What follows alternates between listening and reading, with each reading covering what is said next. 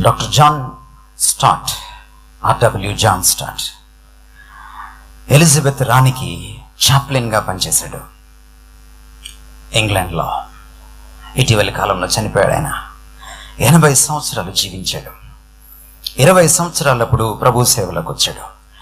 60 సంవత్సరాల తన సేవను, షష్ఠి పూర్తిని, 80 సంవత్సరాల తన 80వ బర్త్డేని లండన్ ఆల్ సోల్స్ చర్చ్లో జరిపినప్పుడు ఈ గొప్ప దైవజనుడు ప్రసంగం చేస్తుంటే ఆ క్యాసెట్ పొరపాటున నాకు దొరికింది. ఆయన ఏమన్నాడంటే, what is the secret of your ministry అని అడిగారు ఆయన్ని. ఈరోజు జాన్ స్టాట్ గారంటే ఇవాంజలికల్ క్రిస్టియానిటీలో 20వ శతాబ్దం 21వ శతాబ్దంలో ఒక అధికారం. ఆయన రాసిన పుస్తకాలు, ఆయన చేసిన ప్రసంగాలు ఏదైనా మీరు చూడండి, ఏదైనా మీరు చదవండి, ఏదైనా మీరు వినండి, క్రీస్తు క్రీస్తు క్రీస్తు క్రీస్తు ఆ శబ్దమే వినపడుతుంది.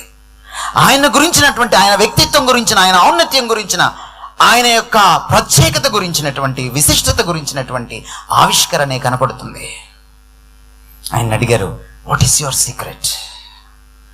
నేను 20 సంవత్సరాలప్పుడు ప్రభు సేవలోకి వచ్చినప్పుడు దేవుడు యోహాను సువార్త ద్వారా నాతో మాట్లాడాడు. మనుష్య కుమారుడు పైకెత్తబడినప్పుడు అనేకులను ఆకర్షించుకుంటాడు. కాబట్టి నా మినిస్ట్రీకి ఒక మోటో పెట్టుకున్నాను, ఒక లక్ష్యం పెట్టుకున్నాను. ఏమిటంటే, ఎప్పుడు మాట్లాడినా, ఎప్పుడు సేవ చేసినా నేను మరుగున పడాలి, క్రీస్తును పైకెత్తాలి. ఈరోజు లక్షలాది మంది ప్రపంచంలో ఆయన మినిస్ట్రీ ద్వారా బ్లెస్ అయ్యారు.